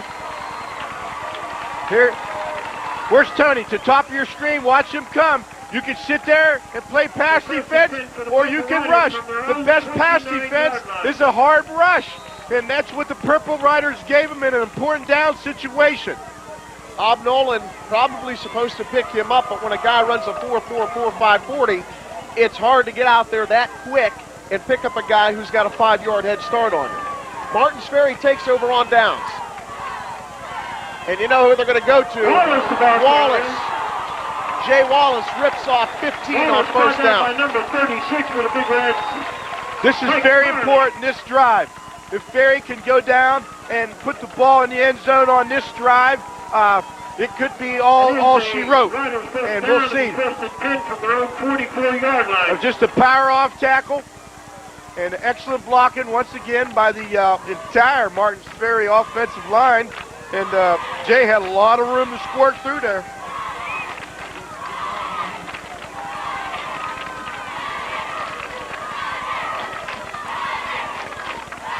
Some kind of automatic. Wallace slips, the ball carrier. gets back to the line of scrimmage before being mauled by 6 defenders. Doyle. You know, we've been alluding to this all game. The winner goes to the playoffs, the loser goes home. There are some other local teams also going to the playoffs, one of them from Bellaire, and that is the Fighting Irish of St. John. Mike Anthony has some information on St. John's postseason travels. Mike. Well, it is official now, David, that St. John, the Fighting Irish, the other team here in Bellaire, will play their first ever playoff game. That'll be next Saturday right here at Nelson Field, probably around 12:30. The time we'll know tomorrow, but it'll be the opponent, Danville. So St. John and Danville will play here next Saturday. It's the Irish first ever playoff appearance. Option for Wallace. By number 12, Frankie Hibbits was there to cut him off before he gets a first down on 3rd and 9. Just a matter of time before we see that great dive option. Has to be awful difficult to stop. Fake the Holt here. Zach takes it to the end. The end takes Zach, and then he just pitches the ball back. No one came up and took Jay Wallace that time. Somebody on a dive option, somebody's got to take the fullback, somebody's got to take the quarterback, somebody's got to be assigned the tailback. We have 12 minutes left to play in the 93rd meeting between Martins Ferry and Bellaire. The Purple Riders are up 22-7. We're going to see when we come back whose season goes on and whose doesn't.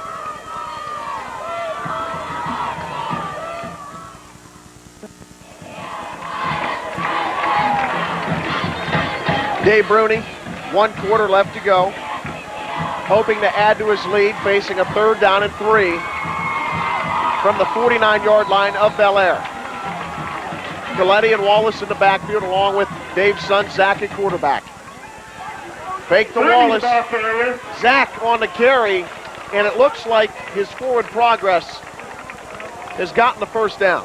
Bruney initially hit by number 36. That was a very unusual play. I couldn't tell if he missed the handoff or it was a design. Hibbits also in on that stop. A design quarterback keep.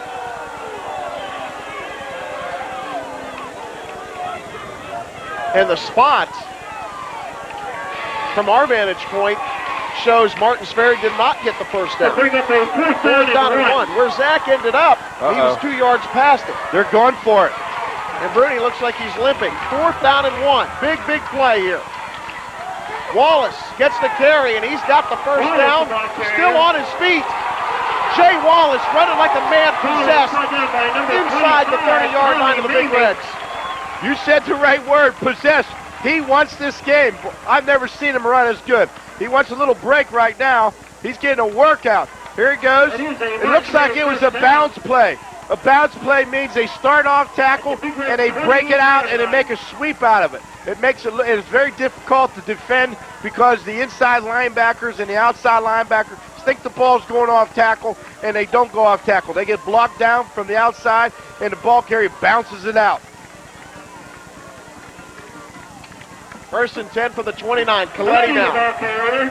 He gets 8. You know, I alluded to it earlier that Collette is more the power back and Jay more the breakaway, shifty back, but Wallace is running today like he's the power back. I mean, how many tackles has he broken? He has not shied away from one defender. He's lowered the boom on a number of them. That's what happens when you play in this game. It makes you play better, and we're seeing a better player today in Jay Wallace.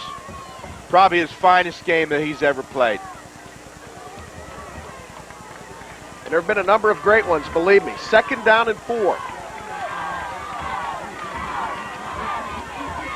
Collette right through the gut, and Tony Collette, forget about it.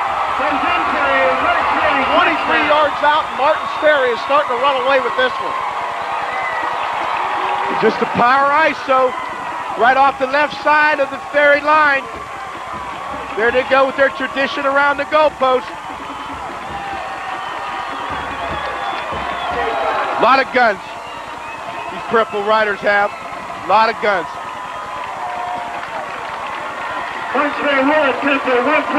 Power ISO right up the gut. And as I mentioned to you earlier before, when you have an 8, 9-man front, and once you pop it through there, there's no one back guarding the store. But Bellaire doesn't have a choice. They got to put that many people up there to stop that big Martins Ferry line. The extra point is good by Ivarson, and Martins Ferry has a 28-7 lead. You know, you have to go back to that 4th and 1 play back there around the 40-yard line, and Coach Bruney kind of broke the coaching rules about field position there, and that was a gutty call.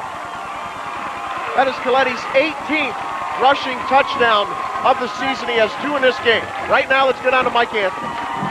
Hey guys, great game going on right here, but the other team in Bellaire, I just talked about St. John's earlier, they are going to their first ever playoff game, and here with me on the sidelines is my man Kenny Howe, the big middle linebacker, running back for the Fighting Irish. Hey Kenny, congratulations on the first ever playoff appearance, and you get to play here next Saturday against Danville. What are your thoughts on that? Well, this being our first playoff ever, we're really hepped up about it. We got the whole town behind us, all the alumni behind us, and we get to play in our hometown, and we're pumped. We're very pumped. See a lot of your teammates here at this game. Pretty good stuff with Bellaire, Ferry. Do you root for Bellaire, being from Bellaire, or do you have any partial say, or do you want to say anything? Well, we got Ferry friends, we got Bellaire friends, and we just came to see a good game, and it's a good game. Danville's 6-4 team you're playing. You guys are 9-1, so I know that Coach Rose won't let you overlook the fact that your record is better than theirs. No, because anytime you look now in the playoffs, everyone's good. Everyone's good. All right, Kenny Howe from St. John's. His Irish are going to the playoffs, Bloomer, and they're pretty excited about it. Back up to you. Thanks a lot, Mike. Of course, Ohio State, West Virginia, both looking at Kenny Howe. The only thing is, I think he's from Martins Ferry because he and Dan Stevens are 2 of the best fullbacks out of the Valley this year, and they're neighbors. And I believe Mike said that Kenny Howe is from Bellaire. I think he's from Martins Ferry. I know one thing, he should major in politics. That sure was an outstanding answer about not offending either team. Kenny Howe and Dan Stevens, both big boys. They're both about 6'2". They're both about 230, 240, and they both run in the 4-6 range. Martins Ferry now is just starting to dominate. Holt, Collette, Sack, Materkoski back at the 32, and I can feel this one getting away from Bellaire. It was just a double dog. Send both linebackers, and they didn't have anybody back picking up linebackers, and Matt just didn't have a chance.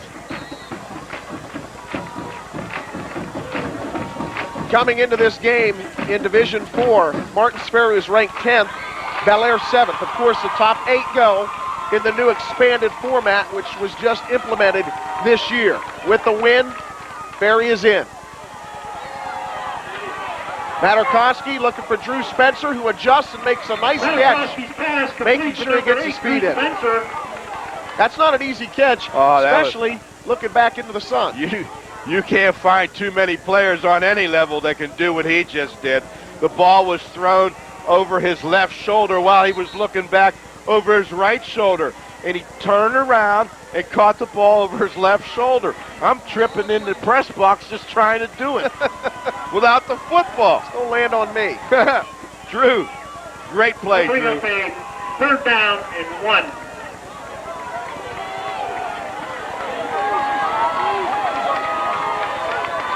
Nolan with the carry on 3rd and 1, and Obb's going to get the first down. Wow.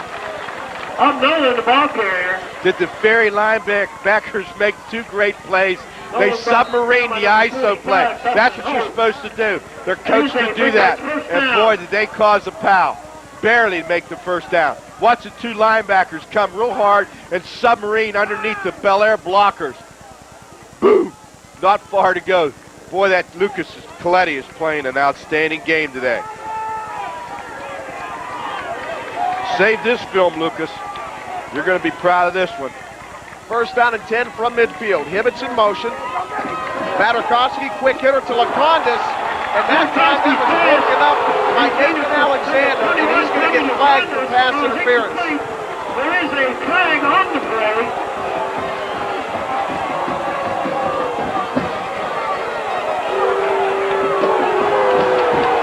Flag is defensive. Well, David doesn't like this one. Let's take a look at it. It almost looked like they arrived at the same time. Can't tell. It'll be 1st and 10 for the Big Reds Can't tell.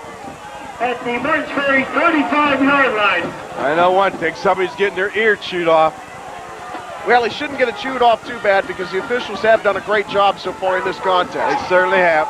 Mosslander and Perdyman just threw a flag, and usually when it's coming from there, you've got illegal motion, and that's what you have.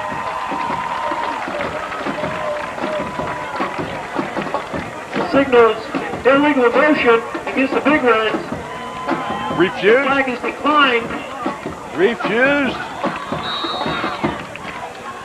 You see the theory?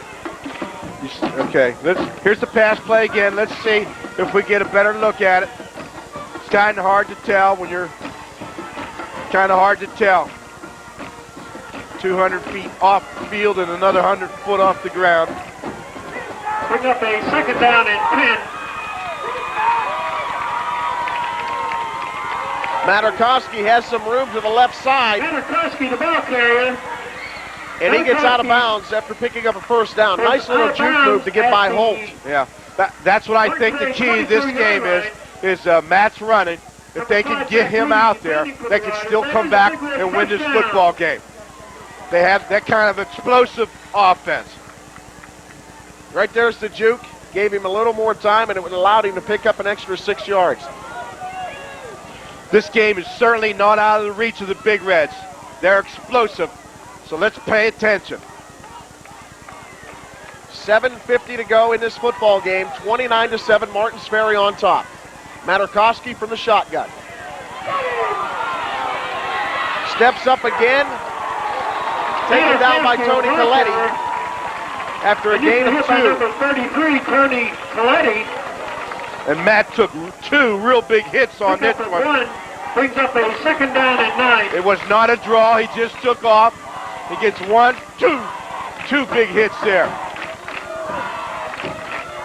That's the kind of hits you don't want to see your quarterback have. You've got to protect those quarterbacks. Too much time in them. Nolan dragging some bodies. Nice effort by Obb. Good call by Coach Magistro. Alternate your players, alternate your powers. Give them all a chance to touch the ball. 3rd and 6. Bring up a 3rd down and 6.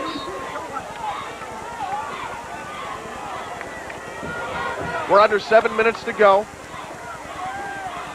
Materkoski looking for Spencer, corner of the end zone. Touchdown. No signal yet. Touchdown, Bellaire. Materkoski's pass. Drew Spencer in the corner of the end zone from 20 yards out. What a catch by Spencer. One official didn't signal because he thought maybe Spencer was juggling it. Maybe we can see on the replay. Either way, it's a touchdown and a great job by number 8. There's that fade pass once again. Great throw, great catch. Let's see if we can see it. He juggled it. No catch. He juggled it. But we have the privilege of the replay. It's awful tough you know, for those officials to make a quick decision like that. The linesman looked like he was maybe shielded. Materkoski going for 2. Les Lekanudos, who jumps up, catch is good. 2-point conversion is good, and all of a sudden, Bellaire is within striking distance. 6 minutes and 40 seconds left in the fourth quarter. Boy, Matt has an excellent look at that nice catch. You don't see very many high school kids make a nice catch like that, jump off the ground, catch the football in the air with their hands. Most of these high school kids have to use their wrist or their chest. But, boy, that was a great catch. 29-15. Again, we look at the catch. Now, I think he juggles it initially, but when he hits the ground, I think he has it. Well, he's out of bounds when he hits the ground. Well, let's see. He's juggling right there, he had it, but his knee touched. One knee equals 2 feet. John Madden wrote the book. You have to look at the feet. You have to look at the feet. But if Let's the get knee another is down look in at bounds, that. if Let's the knee get is down. His body's out, but his feet may be in. Let's see what the call is. Sam and I may start slugging each other up here at any moment. Vern, let's see it. Now watch the knee. If the knee is down in bounds, it doesn't matter where the feet or the body is. Watch the feet. Does he have knee right there? The knee's down. I'll tell you what, that's I close. call it touchdown. Okay. I'm not conceding, but it's tough. It's a That's why tough I like call. you, you know? It's a tough call. Stick to your guns. It was a tough call. Great catch. Great pass. That is Spencer's second touchdown on the day for Materkoski. They're back in it. Here we go. For Materkoski, that is his second touchdown. Wallace, the ball carrier. Jay Wallace turning it up the field. Hibbits gets him from behind. Wallace brought down by number 30, Dusty Barnes. Also Dusty Barnes on the tackle. 2 touchdowns down. Here we go, David. This is what we came to see. Now the Bellaire defense has to hunker down and hold on. They have to cause a punting situation here or get a quick turnover. They can't afford to give a long drive here now to the Purple Riders. Here we go. This is exciting.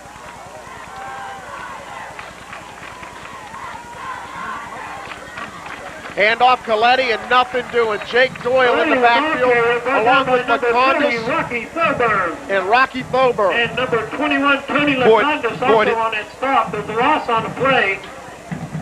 Brings up a second down and 12. Second down and 12 now. Bellaire with that passing attack can score quickly, but their defense has got to hold Martin's Ferry, who in the second half has pretty much done what they've wanted to do. Boy, Tony Lekanudos had a heck of a play that time, coming from a defensive end position. Inside handoff to Holt, and Holt picks up 10. So once you start keying on Collette or Wallace, they hit you with the fullback, and Holt plows for 10. Surprised everybody, didn't it? I know it surprised me up here. Quick trap. Quick trap to Dustin. Caught me by surprise. Bring up a third down and 1. You know, you start looking for those other guys, those stars, and here comes the big sophomore with a big run. Third one. Key play. Can Bellaire do it? Everybody up on the line. They're all shooting the gaps. It's going to depend on the spot. Brought down by number 52, Jake Doyle. We might have to bring a credit card out like they had to do twice last night in Woodsfield. They moved the ball back. They gave him the first down. They gave him the first down. It is a Mark Ferry first down. Clock ticking. We're almost under 5 minutes to go in this contest.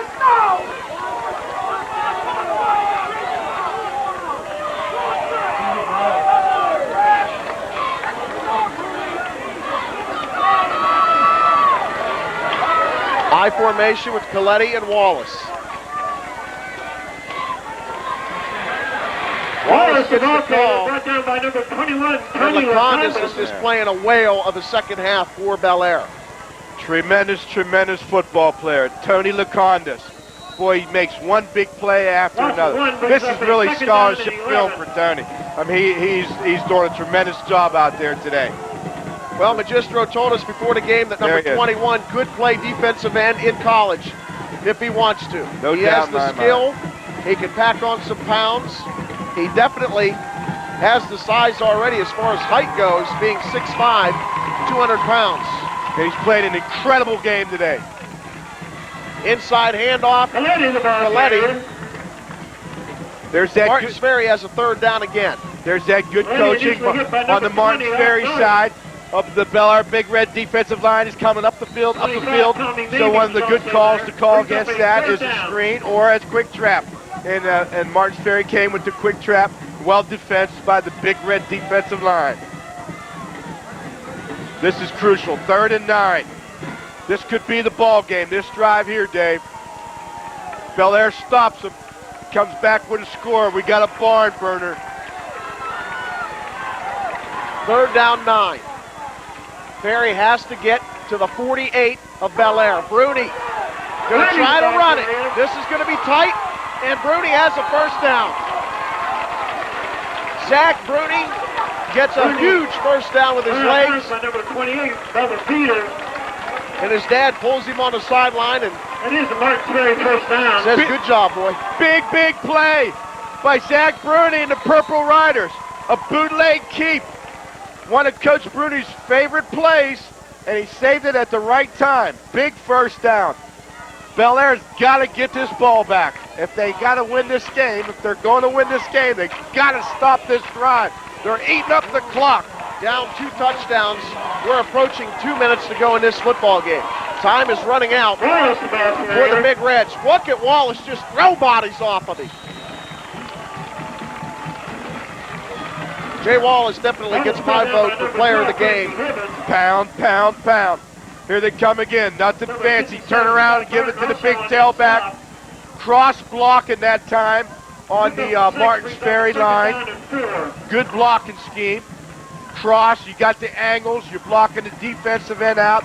The defensive tackle down, and the fullback picks up the linebacker. If everybody just gets a helmet on one of the black shirts, you got a big play like you did there. Wallace is 6 foot, 195. How would you like to have to tackle that coming at you with 4.4 speed and a 10-yard head start?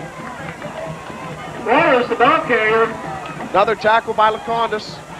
Coming from his defensive end position. He's coming across so hard, he's making tackles up the middle. That's very unusual to see. Well, and earlier in the game, when Wallace broke off that huge run, it was about a 25-yard run. Lekanudos made the tackle 25 yards down the field. We have 1 minute and 42 seconds to go, and it appears Martins Ferry is going to win this 93rd meeting. They lead right now 29-15. We'll be back with the finish right after this.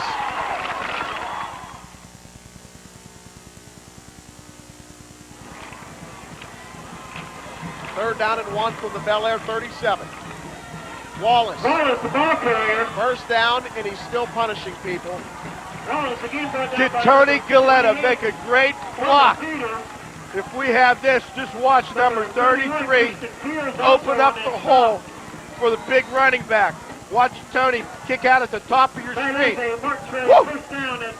That was a collision. I can't see who he hit, but you got to credit both boys, Tony and whoever he hit from Bellaire. That was a gigantic hit. You could hear the pads way up here in the press box.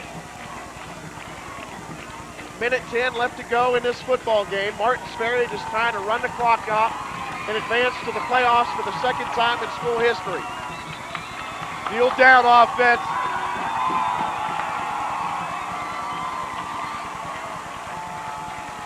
Bruney down,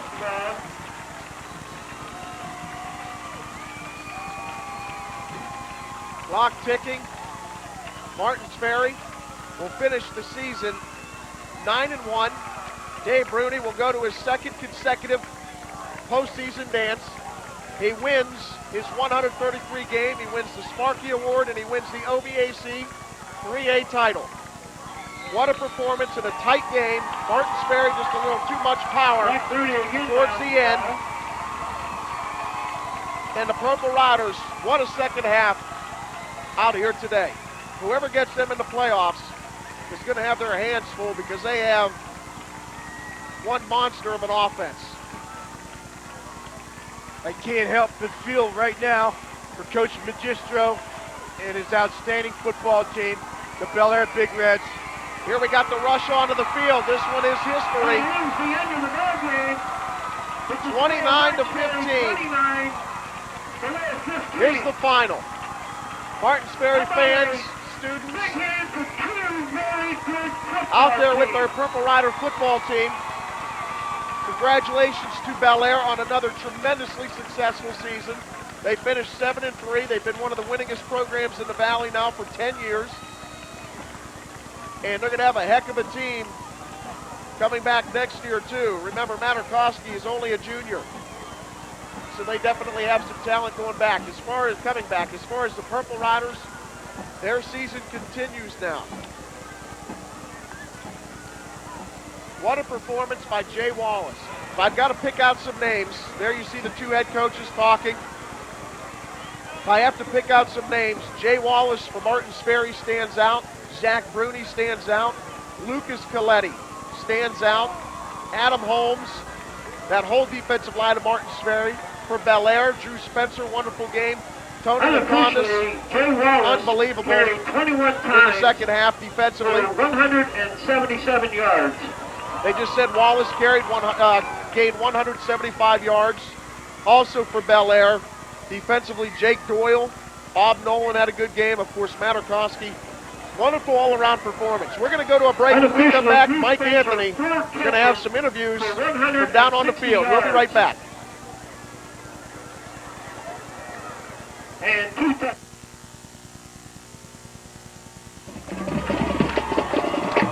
obviously a very happy Purple Rider football team. They've won their second consecutive over Bellaire, 29 to 15.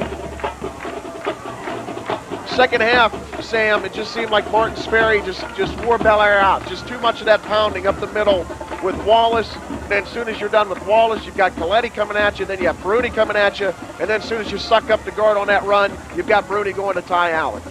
Yes, Martins Ferry just a little bit too much for the Bellaire Big Reds today. I can't help but feel for both teams.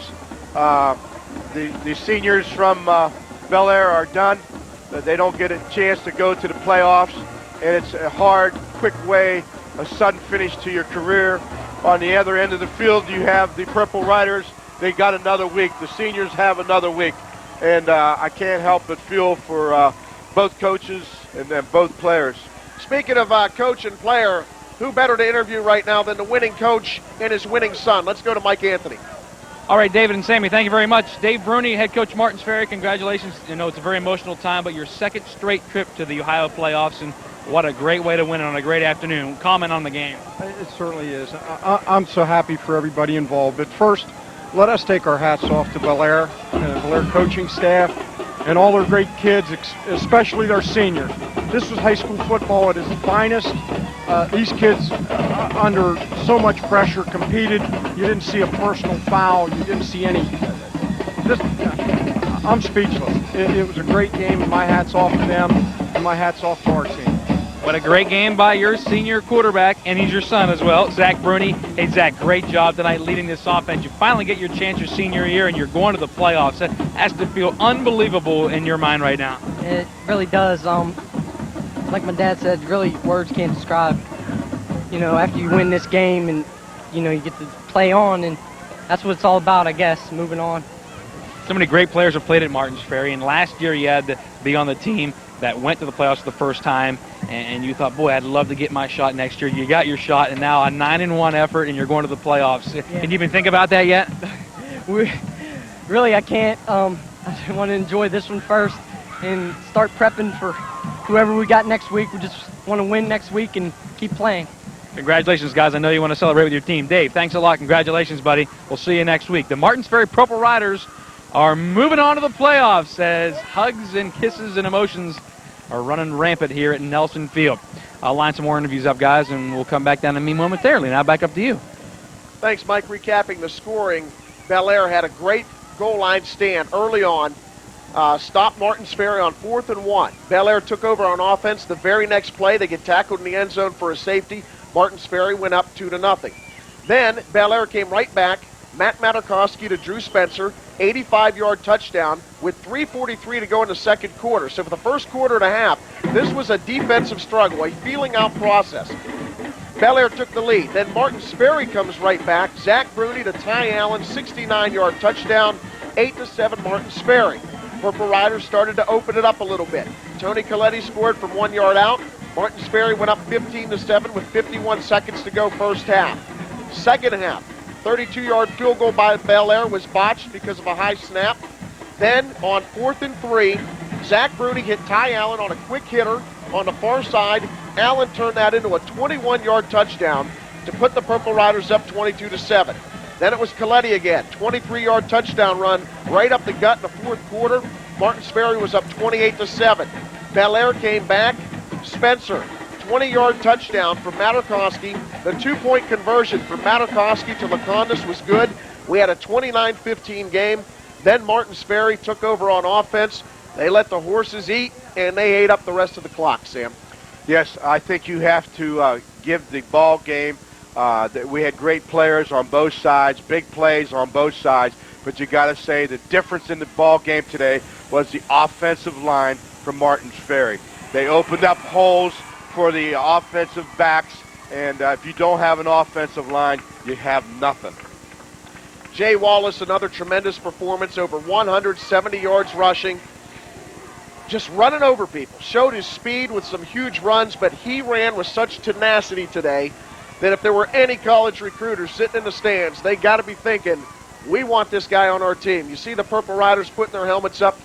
Big Jay Agnew, he's got a full ride offer from the University of Cincinnati. He did a good job getting a hug by Evan Reese, who I think still wants to hit somebody down there on the field. A lot of celebration in Ferry. Now they just got to wait and see who their next opponent is going to be. As I said, Ferry now has won 2 straight in this series that dates back to 1907. Last year they won 36-7.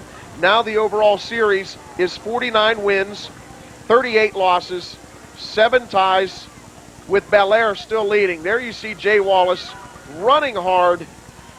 And speaking of the man of the moment, let's go down and talk to him with Mike Anthony. All right, Bloomer, thanks a lot. We just saw the shot of you running down the sideline, Jay. Almost got in on a brilliant touchdown run in the second half. Nonetheless, enough big runs to get your Purple Riders into the playoffs for the second straight year. What are your thoughts? Well, I'm just happy we beat Bellaire. We kept Sparky and everything. Running down the line on that play, I thought that I was in the end zone. I went with the call that he gave me, but I knew that we get in the end zone. And my man here, Tony, took it in the very next play. Speaking of Tony Collette, congratulations, T. 2 touchdowns tonight and a gut check effort. Boy, all over the place defensively. You have to be worn out. Yeah, I'm exhausted. I mean, it's got warmer this week. Both teams they played as hard as they could. It was just a physical game. I mean, they gave it our all, we gave it our all. And luckily, I'm glad we came out on top. But it was a great game, both sides of the ball.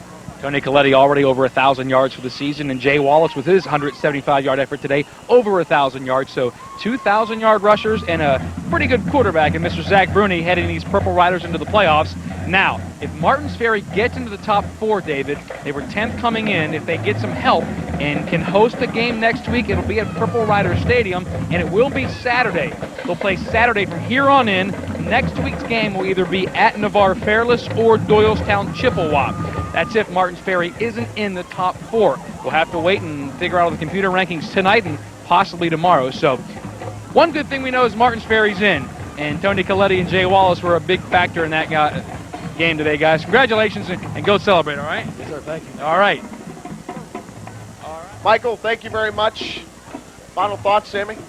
Yes, in the early 70s, the first great heavyweight boxing match between Muhammad Ali and Joe Frazier, and before the match, they fought who was going to wear the white trunks, and they flipped the coin, and Muhammad got the white trunks, and Frazier said a very important thing that I still remember right now in particular. He said, what do kings wear? What color do kings wear? And the answer was, kings wear purple, and today, the Kings are wearing purple. Ferry wins this game, and it means a lot. It not only means, obviously, their 9th win of the season, it means they will go to the postseason dance, as Mike alluded to. It also means they win the Sparky Award, and they win the 3A OVAC title. And also, as was the case last night in Woodsfield, Ferry wins respect for another year. For Sanford and Saglio, for Mike Anthony, for the rest of the Big 7 crew who put together a tremendous production today, I'm David Bloomquist. We hope you've enjoyed the game, And we'll see you same time, someplace next week.